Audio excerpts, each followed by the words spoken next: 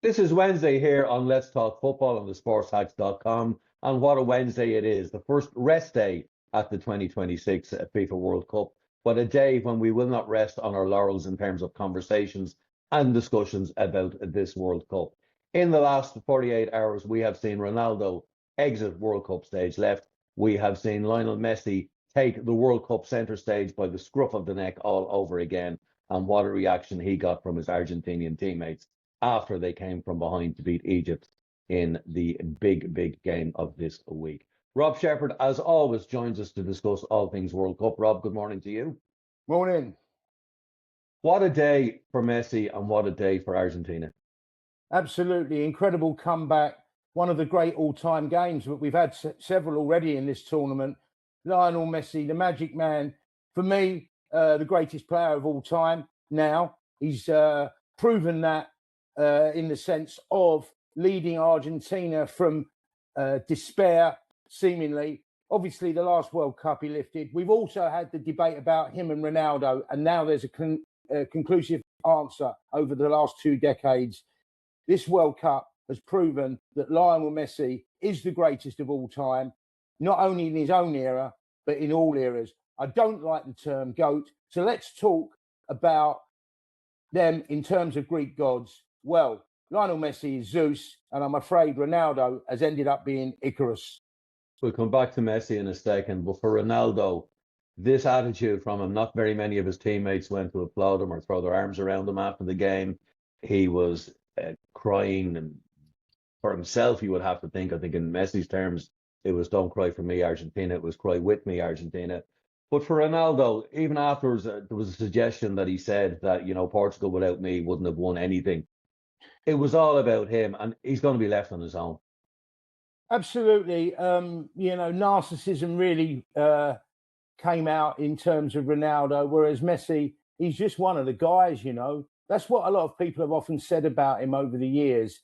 He's the more natural player. He's the more natural human being. You can't undermine Ronaldo's achievements, but you have often thought it's all about him and the exit and the manner of exit at this World Cup and the things he's said and the body language of the players towards him. He's undermined his legacy, I'm afraid, whereas Messi has enhanced it. I just explained why I don't like the term GOAT. A goat gets stuck up on a mountain.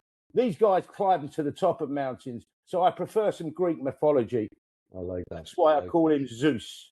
And just finally on Ronaldo, Chris Sutton has said on the BBC during the commentary on the Portugal game that Martinez, who's now leaving the job, obviously, but that he pandered to Ronaldo, that he just, FIFA pandered to Ronaldo. The reason they had all the trouble over the red card being overturned for the US strikers because Ronaldo got sent off in Dublin, of all places, automatic 3-game ban, and they suspended the final 2 games so that he could play at this World Cup. So everybody pandered to Ronaldo, and all we got in return was petulance. Absolutely. And he comes out with this craziness that he said over the last 23 years, the world's been against him. It's not true. Everybody's admired him. He's had so much good publicity. He thrives on publicity. I mean, if ever there's a player that illustrates the power of the modern world in terms of social media and image and all that sort of stuff on top of talent, then it's Cristiano Ronaldo, whereas Messi is more of a player who's let his feet do the talking. There's always been a greater warmth about Messi for me, and it's just come out, it's oozed out in this tournament. And to reiterate, his legacy is that he is the greatest player of all time, ahead of Pele and Maradona, and I never thought I'd say that, but way ahead of Ronaldo in his own era. And let's not forget, Ronaldo's not even the greatest Ronaldo of all time. Come back to Messi. So, in case you haven't heard, Rob, I was at the Cape Verde Argentina game on Friday night. Yeah, I was. Yeah. Just in case you're the only person left in the world that I haven't told. And you'll see in my column on the Sports Hacks, what really struck me as we got out of the Uber, it was just a sea of Argentinian jerseys. Like there was 90% of the crowd was Argentinian, and I have to say the atmosphere and the noise they created was unbelievable. But what struck me getting out of the car was the number 10 seemed to be on the back of every shirt. Yeah. And of course, being the quizzical sort that I am, as you well know, I began to wonder, are they Maradona shorts or are they Messi shorts? Now, I knew the answer before I really asked the question. Yeah. 90% of those shorts were Messi. I think I might have seen one or two Maradonas here and there. At halftime, we were talking to the Argentinian, and we were surrounded by them. We were talking to the Argentinian fans, and I asked them, number 10 Messi, why not number 10 Maradona? And their attitude was that Messi is the current number one. They are on a pedestal, but Messi is number one and number 10. You clearly agree with that. I do. Over 10 years ago, I had this conversation with Ozzy Ardiles, the former Tottenham player, World Cup Argentinian hero from 1978. Sorry, just to interject, where did Ozzy Ardiles make his Spurs debut?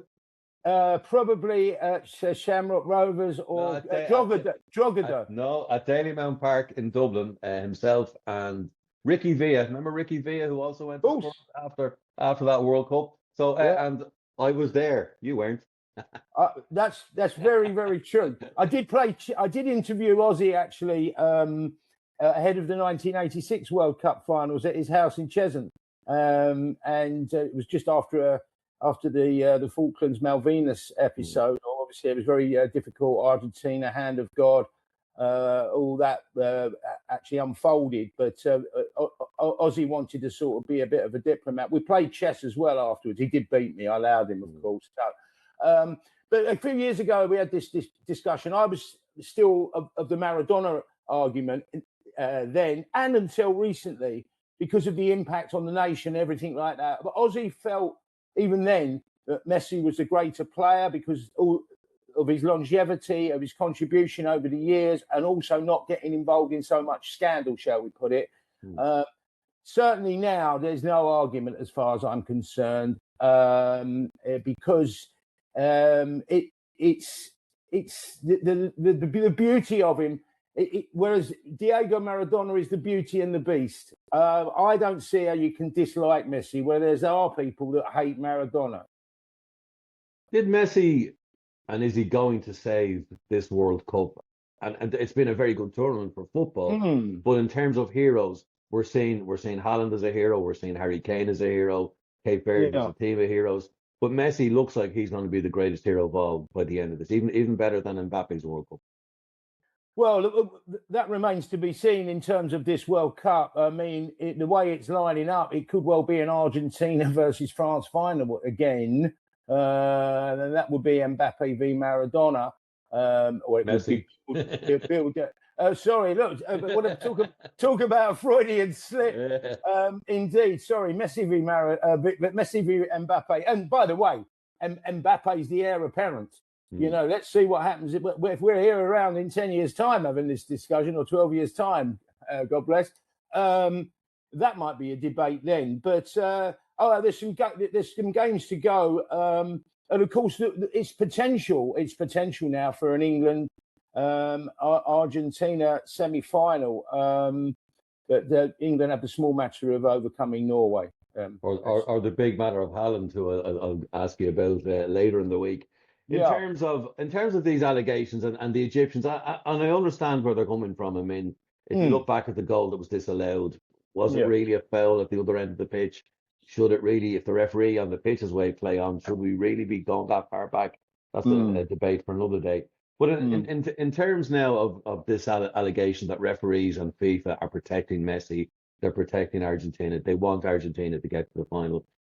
Is it fair, do you think? I think it's a bit simplistic. I mean, you know, we had the hand of God in '86. Now we've got the VAR of God, perhaps. I mean, it was a ridiculous decision to go back that far. It wasn't clear and obvious. However, I don't agree with the narrative in that respect. I mean, no one made Messi strike that ball so beautifully to guide the ball in. Many players would have skied that over the bar. Most players would have skied that over the bar or sliced it, the equaliser. And he didn't. And that's his God-given gift, the gift from the gods. Although now he is the God of gods, as I said, and I should repeat, he's the Zeus. So it's too simplistic, but we've had a really good tournament until the last week or so, where the stink of interference of FIFA and Trump indeed as well. We didn't need it, but I don't think that decision should take away from Lionel Messi at all. And I don't go with that argument. Final question for now, Rob, and as I said, we will be back later in the week to look at England against Norway and Kane against Haaland. But the final question, are Argentina now showing that they can retain and will retain this trophy? Well, they've got that look of a team that's never beaten. I mean, we just saw that in the Raw, didn't we? The team, that's got great technique, but is prepared to stick the centre half up front, old school, to grab a goal back, to claw their way back into a game. They're just never beaten. Okay, they had their wobble against Cabo Verde, but they came through. We saw them at the last World Cup, the way they got to the final from losing in the first game to Saudi Arabia. They've got the grit, they've got the determination, they've got the pizzazz, and they've got Messi. I guess a rerun of the last World Cup final, Argentina-France, is perhaps what the world wants to see. But I don't think it's being engineered as much as people make out. And there is, of course, the small matter of England or Norway awaiting in the semi-final. And that in itself is going to be very tasty. And we will be back to that. As always, Rob Shepherd, thank you for your time and for your considered opinion. And clearly for you, Messi is number 10 and number 1. Indeed. Messi, the Zoo.